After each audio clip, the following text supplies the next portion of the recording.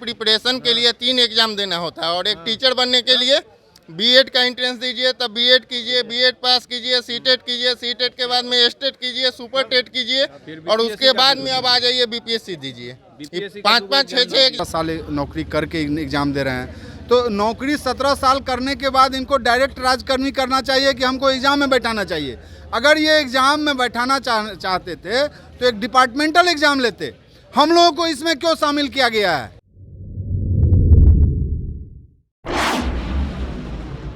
जो है ना, हम 2006-7 से नियुक्ति हैं। 2006 से 17 साल नौकरी कर लिए हैं, अब आए हैं एग्ज़ाम देने के लिए।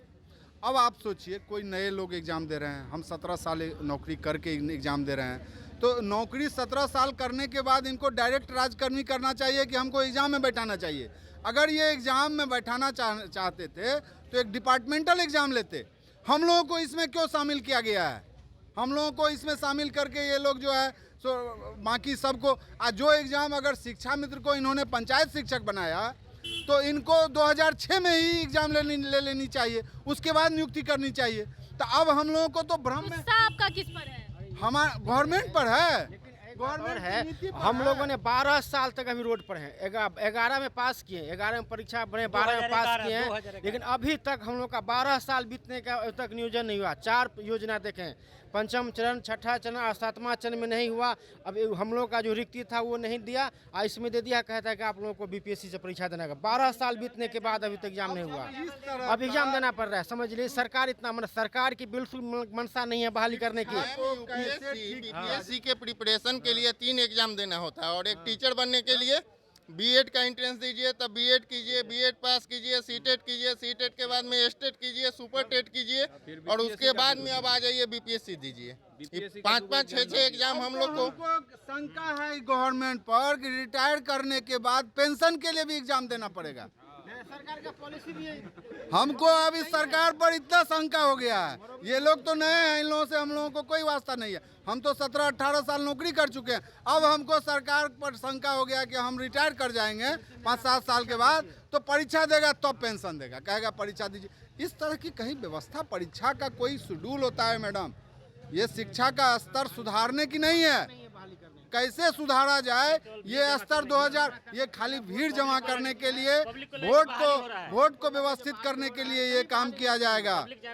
ये वोट की राजनीति सारा चीज हो रहा है कि कैसे हमको वोट को पोलराइज करना है। आपको एग्जाम लेना चाहिए 2006-7 में, आप एग्जाम ले रहे हैं 2023 में। अब हम 5 साल में रिटायर करेंगे।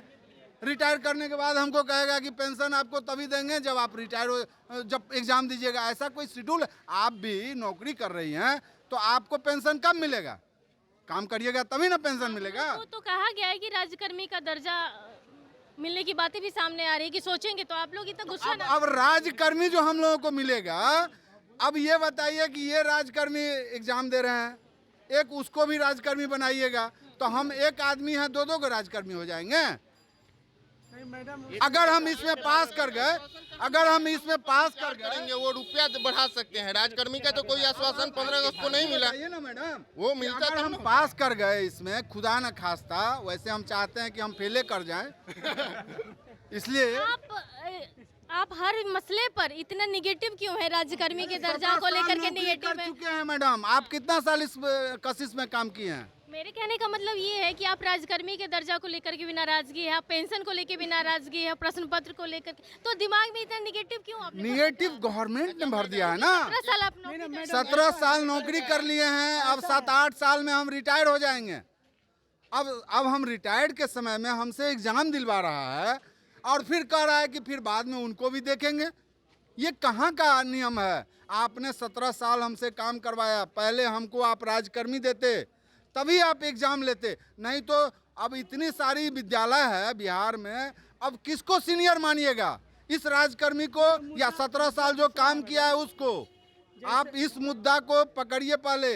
दक्षता या पात्रता की जो जांच हो रही है, ये बात नहीं है। बात है कि अगर शिक्षक जितने भी अगर इसमें सेलेक्ट होंगे इस एग्ज़ाम में, तो आखिर बेरोजगार लड़के के सीट पे ही न जाएंगे। तो एक मिनट जैसे ऐसा है कि आखिर जितने भी शिक्षक जाएंगे तो ये जो ओपन बहाली थी इसमें अगर शिक्षक का नहीं रहता, शिक्षक तो ऑलरेडी जो भी है वो अपना कर रहे हैं, नियोजित शिक्षक है या जो भी है उनका रोजगार मिला है, वो अपना नौकरी कर रहे हैं।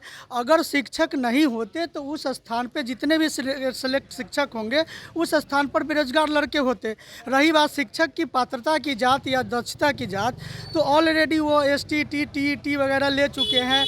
और जिस तरह जिस समय जिस प्रक्रिया में जो हुआ उसी तरह ना बहाली होगी। जैसे मान लीजिए कि जैसे उन्होंने नंबर बेसिस किया तो नंबर बेसिस आया, TET के एग्ज़ाम लिए तो TET से शिक्षक सेलेक्ट हुए, अगर BPSC ले रहे हैं तो BPSC से लिए। अब फिर BPSC वाले के एग्ज़ाम ले करके कुछ दिन के बाद कहेंगे कि UPSC से हम एग्ज़ाम लेंगे, तो इस तरह नहीं होना चाहिए।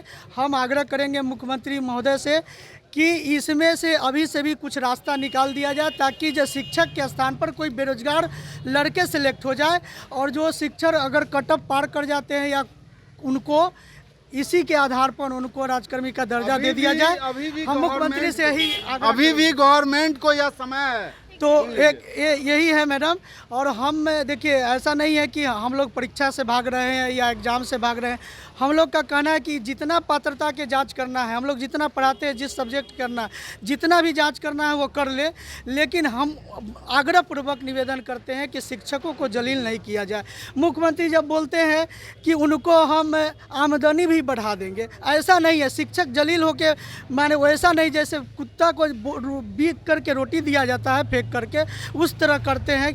वो ये नहीं कर रहे हैं कि हम राजकर्मी के दर्जा देंगे या उनको वेतनमान में बढ़ोतरी करेंगे, वो कहते हैं आमदनी बढ़ा देंगे। तो उसका क्या सेंस है कि हम लोग रोड पर से फेंका हुआ आ गए हैं? हम लोग भी दस्ता पत्रा पास करके आए हैं, तो हम लोग एग्ज़ाम लेना है, इसमें भी एग्ज़ाम लिए हैं, शामिल हुए हैं, हम लोगों को वो डर नहीं है।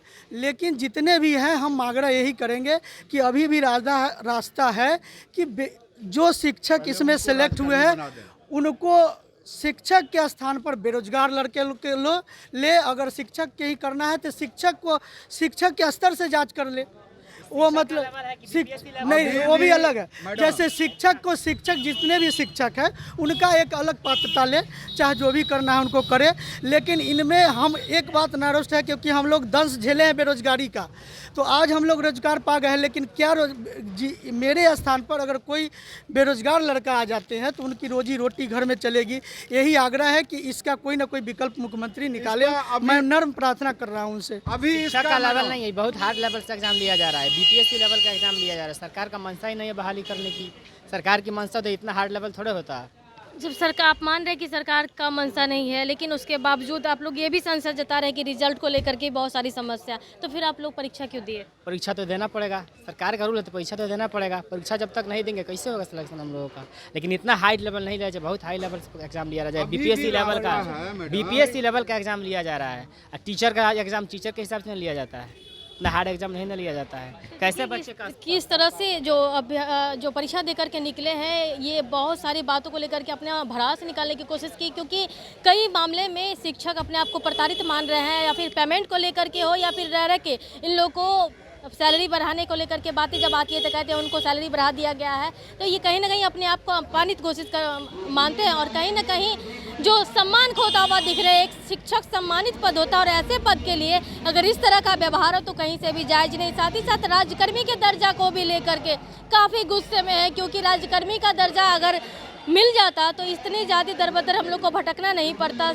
कई सारे ऐसे मुद्दे जिसको लेकर के इन अभ्यर्थियों के मन में नाराजगी साफ तौर पर दिख रही है। फिलहाल के लिए इतना ही। बने रहे कशिश सिंह के साथ पट्टा से अंकिता सिंह।